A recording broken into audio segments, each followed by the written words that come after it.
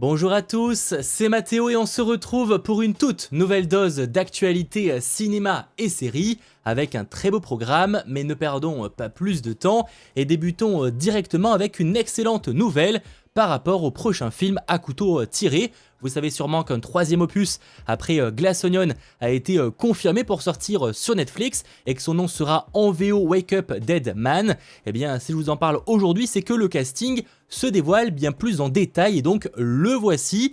On a pour commencer l'actrice Kerry Washington qui rejoint donc ce dernier, à savoir qu'on ne sait pas du tout les rôles qu'ils auront dans le film, ni même d'ailleurs l'intrigue qu'aura ce nouvel opus. On aura également la présence de Josh O'Connor, mais également de Kelly Spiney. Alors Josh O'Connor, vous l'avez peut-être vu dernièrement au cinéma, aux côtés entre autres de Zendaya, voilà, mais également du coup Kelly Spiney qu'on va retrouver très bientôt dans le film Alien. Donc ça, c'est des nouveaux acteurs et actrices qui rejoignent le film. On a également Glenn Close, très connu qu'on ne présente plus et qui du coup rejoint là aussi ce à couteau tiré 3 et Daniel Craig qui évidemment lui aussi revient dans ce film, et je rappelle qu'il sortira sur Netflix en 2025 et j'imagine que d'ici quelques jours on aura de nouveau d'autres informations sur le reste du casting qui s'annonce assez exceptionnel, même si on a pour l'instant moins de grands noms je trouve que dans les précédents films, même si encore là-dessus franchement affaire à suivre.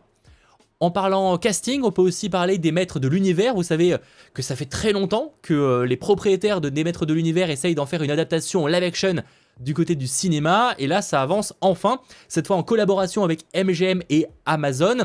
Et si je vous en parle, eh bien c'est qu'on a le nouvel acteur qui va incarner du coup le personnage principal du film. Il s'agira de Nicolas Galitzine, voilà, qui rejoint donc le film qui sera réalisé par Travis Knight, à qui l'on doit entre autres, le film Bumblebee. Affaire à suivre là-dessus, mais en tout cas le projet avance réellement et j'ai l'impression que là maintenant c'est bon, le studio et les équipes savent enfin dans quelle direction ils vont aller. Après, affaire à suivre, Netflix a pas mal galéré sur le projet, a dépensé beaucoup d'argent et au final il n'est jamais sorti comme envisagé à l'époque. Pour parler maintenant ensuite, cette fois, on peut aussi parler peut-être de ce film Cohérence. Alors c'est sorti en 2013, il s'agissait d'un thriller de science-fiction, peut-être que ça ne vous dit rien. Eh bien sachez c'est pas vraiment une suite, en tout cas un nouveau film est en préparation. On ne sait pas s'il s'agira d'un préquel, d'une suite ou d'un film prenant place dans le même univers, mais en tout cas voilà, un nouveau film Cohérence est en préparation. Et en parlant de nouveaux films en préparation, L'Exorciste. Alors là c'est pas vraiment une nouveauté, plus une confirmation qu'on attendait. Je vous parlais dernièrement de l'avenir justement de la saga L'Exorciste. On savait que Universal et Blumhouse avaient de grosses ambitions par rapport à ça et que L'Exorciste Dévotion a été un échec colossal, voilà, qui a pas mal inquiété le studio, qui a investi énormément d'argent. Donc forcément, ils se sont beaucoup posé la question sur l'avenir de la franchise.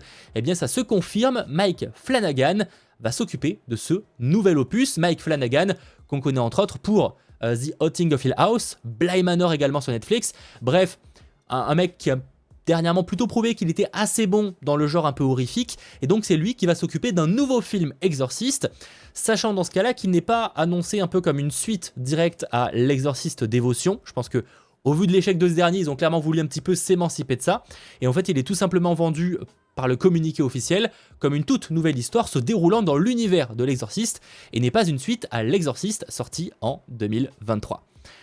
Pas extrêmement surprenant encore une fois, au vu de l'échec colossal. Par contre, le fait de savoir que Mike Flanagan est impliqué dans ce dernier, franchement, ça me rassure pas mal, sachant qu'il va l'écrire, le réaliser.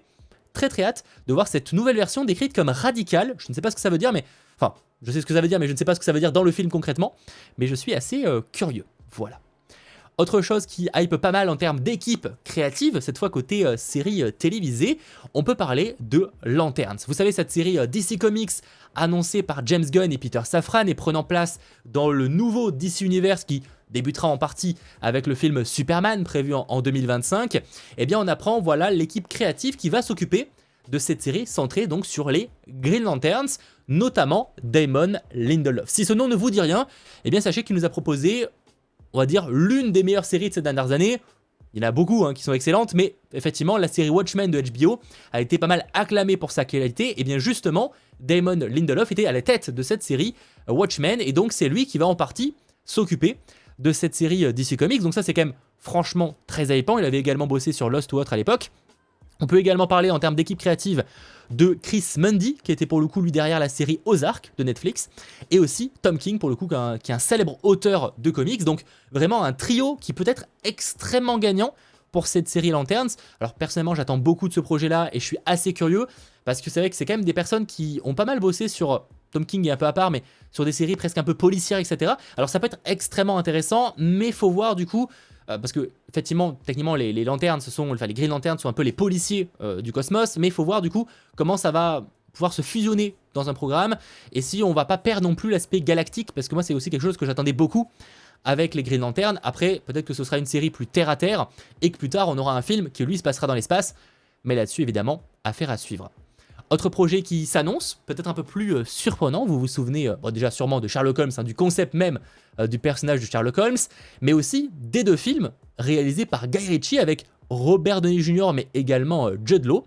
Eh bien alors pas vraiment la suite, parce que même si un 3e film était en préparation à une époque, pour le coup ça fait longtemps qu'on n'a pas eu d'informations. Par contre si je vous en parle, eh bien c'est que Guy Ritchie va bel et bien s'occuper d'un nouveau projet, Sherlock Holmes, qui n'est pas vraiment confirmé comme un spin-off à ces films-là, mais en tout cas il s'agira d'une série sur la jeunesse de Sherlock Holmes, une série d'Amazon Prime Video, basée donc sur les romans jeunes Sherlock Holmes.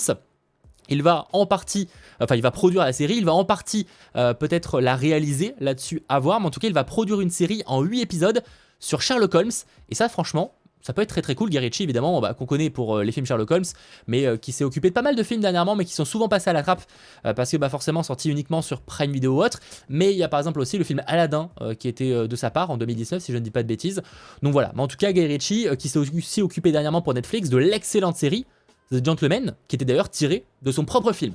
Là, je sais pas ce que ça va donner, mais en tout cas, il prépare une série sur Sherlock Holmes, et l'histoire apparemment, nous allons voir une nouvelle version exaltante du détective que tout le monde pense connaître d'une manière qu'ils n'ont jamais imaginé auparavant. Nous allons découvrir ce personnage énigmatique, découvrir ce qui le motive et apprendre comment il devient le génie que nous aimons tous. C'est en tout cas en préparation pour Prime Video. Autre projet, côté Netflix cette fois, vous le voyez directement, oui, une série d'animation Minecraft est en préparation. Oui, pas extrêmement surprenant en soi parce que j'ai presque envie de dire c'est pas déjà le cas? Il n'y avait pas déjà une série d'animation Minecraft? J'ai l'impression que c'était déjà le cas et que c'est jamais sorti. Eh bien non, voilà, du coup c'est en préparation du côté de Netflix et ça sortira prochainement. Voilà, on n'a pas plus d'informations pour l'instant sur ce projet, mais ça sortira en parallèle du film live action cette fois, qui est normalement prévu pour sortir en 2025 au cinéma.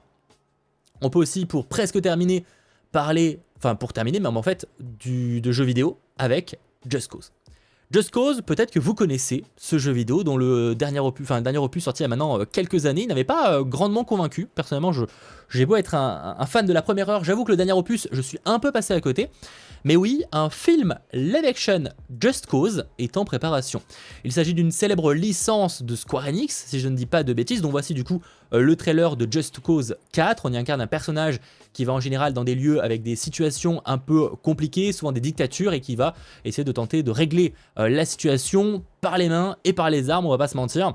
Et donc voilà, un film live est en préparation. On apprend même que c'est Angel Manuel Soto, le réalisateur de Blue Beetle, qui va s'occuper de la réalisation de ce dernier, et que David Leitch, donc entre autres le réalisateur de The Fall Guy, mais aussi très impliqué du côté des John Wick, et qui est producteur de pas mal de choses, et qui a sa propre boîte de production assez spécialisée dans les projets d'action, et bien donc c'est David Leitch qui va produire le film. Et ça franchement, ça peut être extrêmement cool, ça peut promettre un film assez spectaculaire visuellement, excusez-moi. Donc oui, un film Just Cause est en préparation, je vous laisserai évidemment réagir en commentaire. Voilà ce que j'avais à vous partager par rapport aux actualités de ces derniers jours, et on se retrouve extrêmement vite pour de nouvelles informations sur la chaîne, d'où l'intérêt, si ce n'est pas déjà fait, de vous abonner ou encore de lâcher un petit pouce vers le haut. Allez, ciao tout le monde!